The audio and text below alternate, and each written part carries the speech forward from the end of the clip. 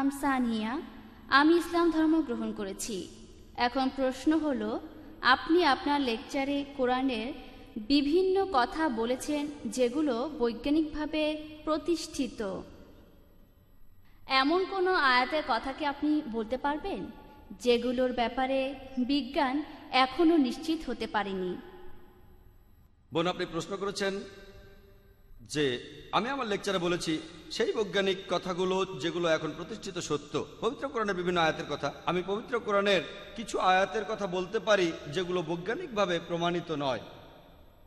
যেমন ধরুন, পবিত্র কোরআনে সূরা শুরার 29 নম্বর আয়াতে উল্লেখ করা হয়েছে, বলা হয়েছে আল্লাহ এই আকাশমণ্ডলীয় পৃথিবী সৃষ্টি করিয়াছেন এবং এই দুয়ের মধ্যে তিনি সকল জীবজন্তু ছড়াইয়া দিয়েছেন। কোরআন বলছে এই পৃথিবীর বাইরেও জীবজন্তু আছে। আল্লাহ জীবজন্তু ছড়িয়ে দিয়েছেন আকাশমণ্ডলীয় পৃথিবীর মাঝে। এমন বৈজ্ঞানিক প্রমাণ নেই, বিজ্ঞানে এটা প্রতিষ্ঠিত নয় যে পৃথিবীর বাইরেও জীবন আছে। কিছুদিন হলো আমরা এখন রকেট পাঠাচ্ছি, বিভিন্ন গ্রহে স্পেসশিপ পাঠাচ্ছি, স্যাটেলাইট রয়েছে ইত্যাদি। আর মাত্র কয়েক মাস আগে খবরের কাগজে এসেছে যে মঙ্গল গ্রহে কিছু জিনিস পাওয়া গেছে যাতে প্রমাণ করা যায় মঙ্গল গ্রহে জীবন থাকতে পারে।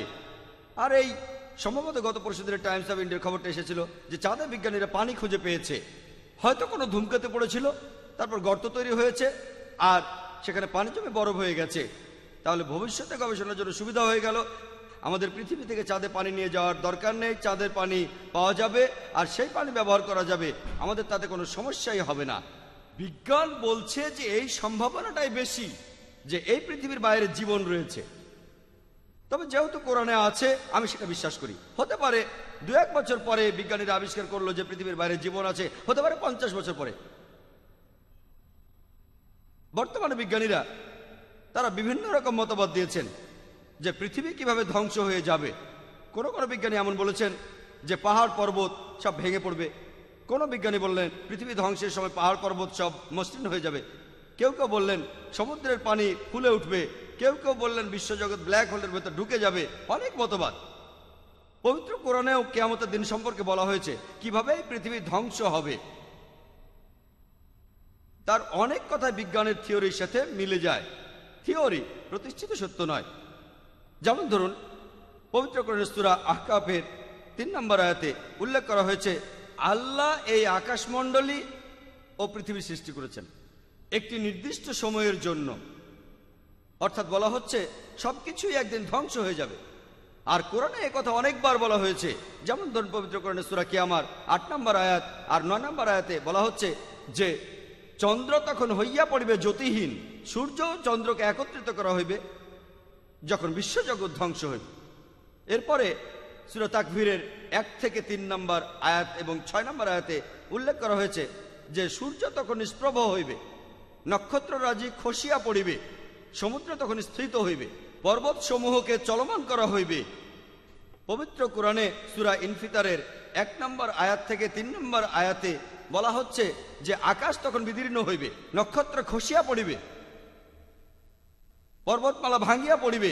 পৃথিবী ধ্বংসের অনেকগুলো নিদর্শনের কথা বলা আছে। পবিত্র কোরআনের আয়াতে এই কথাগুলো বলা হয়েছে। এগুলোকে বিজ্ঞান এখনো প্রমাণ করতে পারেনি। যেমন ধরুন, পবিত্র কোরআনে আরো আছে সূরা আম্বিয়ার 104 নম্বর আয়াতে উল্লেখ করা হয়েছে সেদিন আকাশমণ্ডলীকে গুটাইয়া ফেলিব, যেভাবে গুটানো হয় লিখিত দপ্তর। যেভাবে আমি প্রথম দিনের সূচনা করিয়াছিলাম সেইভাবে পুনরায় সৃষ্টি করিব। তাহলে কোরআন বলছে যে আবার নতুন করে সবকিছু সৃষ্টি হবে পৃথিবী ধ্বংস হওয়ার পর। বিজ্ঞান এই ব্যাপারে কিছু জানে না। কোরআন বলছে পৃথিবীর প্রথম মানুষ হলেন আদম আলাইহিস সালাম। বিজ্ঞান এটা প্রমাণ করতে পারেনি। কোরআন মানুষের আত্মার কথা বলছে। বিজ্ঞান এখনো প্রমাণ করতে পারেনি মানুষের আত্মা আছে। পবিত্র কোরআন এছাড়াও বলছে জিনের কথা, আত্মার কথা, ফেরেশতার কথা। বিজ্ঞান এটা প্রমাণ করতে পারেনি। কোরআনে মৃত্যুর পরে জীবনের কথা আছে, বিজ্ঞানে প্রমাণিত নয়। কোরআন বেহেশত দোজখের কথা বলছে, বিজ্ঞানে প্রমাণিত নয়। কিন্তু আপনারা যদি প্রশ্ন করেন, ভাই জাকির আপনি খুব সুন্দর লেকচার দিলেন, অনেক বৈজ্ঞানিক কথা বললেন, আপনি কি জিনে বিশ্বাস করেন, ফেরেশতায় বিশ্বাস করেন, আত্মায় বিশ্বাস করেন, পরকালের জীবনে বিশ্বাস করেন? এগুলো কি অযৌক্তিক নয়? আমি তখন বলবো না, এগুলো অযৌক্তিক নয়। এগুলো বিশ্বাস করার পেছনে যুক্তি রয়েছে। আমি অন্ধভাবে বিশ্বাস করছি না। পরকালের জীবনে, আত্মায়, বেহেশত আর দোজখে, জিন আর প্রেতাত্মায়, এর পেছনে যুক্তি রয়েছে। আমার যুক্তির ভিত্তি হলো, এখানে ধরে নেন যেসব বৈজ্ঞানিক কথা আছে পবিত্র কোরআনে, এই কথাগুলোর মধ্যে আনুমানিকভাবে 80% কথা প্রমাণিত হয়েছে পুরোপুরি সঠিক। পবিত্র কোরআনে যে বৈজ্ঞানিক কথাগুলো আছে তার 80% কথা আধুনিক বিজ্ঞান দিয়ে প্রমাণ করে দেখা গেছে কথাগুলো 100% সঠিক। বাকি 20% কথা প্রমাণিত হয়নি। কোরআনের কোনো কথার 0.001% মিথ্যে বলে প্রমাণিত হয়নি। যদি একটি আয়াত মিথ্যে বলে প্রমাণিত হয় কোরআন, তাহলে আল্লাহ তাআলার বাণী নয়। তাহলে এই 20% কথার সত্যতা সম্পর্কে আমরা অনিশ্চিত, আমরা জানি না। এখানে আমার যুক্তি বলে, যদি 80% পুরোপুরি সঠিক হয়ে থাকে আর বাকি 20% এখন অনিশ্চিত হয়ে থাকে, যেগুলোর মধ্যে 0.001% মিথ্যে প্রমাণিত হয়নি, আমরা এখনো জানি না। আমার যুক্তি বলে, যখন 80% সঠিক তখন বাকি 20% ইনশাআল্লাহ সঠিক হবে। এটা অন্ধবিশ্বাস নয়, যুক্তি দিয়ে বিশ্বাস।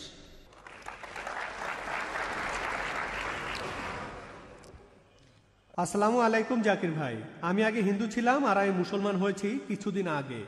আমি আপনাকে এখন যে প্রশ্নটা করতে চাই, যখন কোনো মহিলা তার গর্ভে সন্তান ধারণ করে, ইসলামে গর্ভপাত নিষিদ্ধ, কিন্তু কোনো মহিলার যদি মেডিকেল প্রবলেম থাকে, রক্তশূন্যতায় ভোগে, অথবা কিছুদিন আগে যে সন্তান প্রসব করেছে আর এমন অবস্থায় সবসময় তার জীবনের উপর ঝুঁকি রয়েছে, অমুসলিম ডাক্তাররা বলেন গর্ভপাত করিয়ে ফেলতে, মুসলিম ডাক্তাররা বলেন এটা হারাম।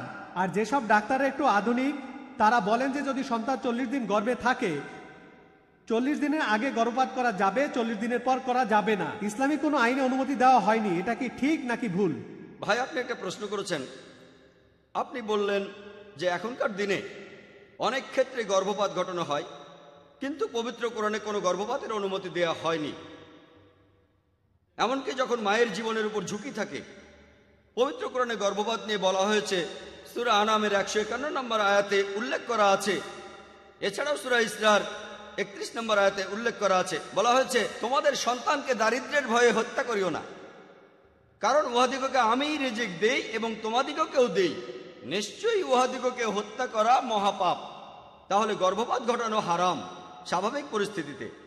যেমন ধরুন, শূকরের মাংস হারাম, অ্যালকোহল হারাম, মৃত পশুর মাংস হারাম। তবে একই সাথে কোরআন বলছে 4টি আলাদা জায়গায়। সূরা বাকারার 173 নম্বর আয়াতে বলা হয়েছে, সূরা মাইদার 3 নম্বর আয়াতে বলা হয়েছে, সূরা আনামের 145 নম্বর আয়াতে বলা হয়েছে এবং সূরা নাহালের 115 নম্বর আয়াতে উল্লেখ করা হয়েছে। বলা হয়েছে যে যদি নিরুপায় হইয়া কেহ আল্লাহর নির্দেশ পালন না করে, আল্লাহ সেক্ষেত্রে ক্ষমাশীল। যদি নিরুপায় হয়ে আপনি আল্লাহর নির্দেশ পালন না করেন, আল্লাহ সেক্ষেত্রে ক্ষমা করবেন। ধরুন অনাহারে মারা যাচ্ছেন, শূকরের মাংস ছাড়া খাওয়ার কিছুই নেই, তখন সেটাই হালাল হয়ে যাবে, সেটাই হালাল। তবে সেটা তখনকার জন্যই, পরে আর সেটা খেতে পারবেন না। আপনি কোনো জঙ্গলে গেলেন, সেখানে শূকরই হলো একমাত্র খাদ্য, অথবা মরুভূমিতে শুধুমাত্র সেই সময়টার জন্য শূকর খাওয়া হালাল। আপনি যদি শহরে ফিরে আসেন তখন ওটা আবার হারাম। একইভাবে গর্ভপাত, শুধুমাত্র সন্তান চান না এজন্য গর্ভপাত ইসলামে হারাম এবং গুরুতর পাপ, কিন্তু এতে যদি মায়ের জীবনের উপর ঝুঁকি থাকে সেক্ষেত্রে এটার অনুমতি আছে। কারণ ইসলাম ধর্মে সন্তানের জীবনের চাইতে মায়ের জীবন অনেক বেশি মূল্যবান। সন্তান তো এখনো জন্মগ্রহণই করেনি। আমি জানি যে কিছু ব্যক্তি এভাবে বলেন 40 দিনের পর গর্ভপাত করা যাবে না, 40 দিনের আগে এটা করা যাবে। কোরআন এখানে খুবই পরিষ্কারভাবে বলছে যে যদি জীবনের উপর হুমকি আসে, অনিচ্ছাকৃতভাবে যদি আল্লাহ তাআলার নির্দেশ অমান্য করেন, এটা নিষিদ্ধ নয়। যদি ডাক্তার বলে যে আপনার হার্টে সমস্যা আছে আর প্রসব যন্ত্রণায় আপনার হার্টের ক্ষতি হবে, মা তাহলে মারা যাবে, তাহলে সেক্ষেত্রে গর্ভপাত করানো উচিত। কারণ ইসলাম অনুযায়ী আপনি ছোট কোনো ক্ষতি এড়ানোর জন্য বড় ক্ষতি করতে পারেন না। সন্তানের মা একজন পূর্ণবয়স্ক মানুষ, তার জীবন সন্তানের জীবনের চেয়ে দামি। সন্তান তখন নিজে একা একা বাঁচতে পারে না। তাহলে যদি সন্তানের জন্য মায়ের জীবন ঝুঁকির মধ্যে থাকে, ইসলাম অনুযায়ী গর্ভপাত করানো যাবে। যদি কোনো ঝুঁকি না থাকে তাহলে সেটা হারাম। আশা করি উত্তরটা পেয়েছেন।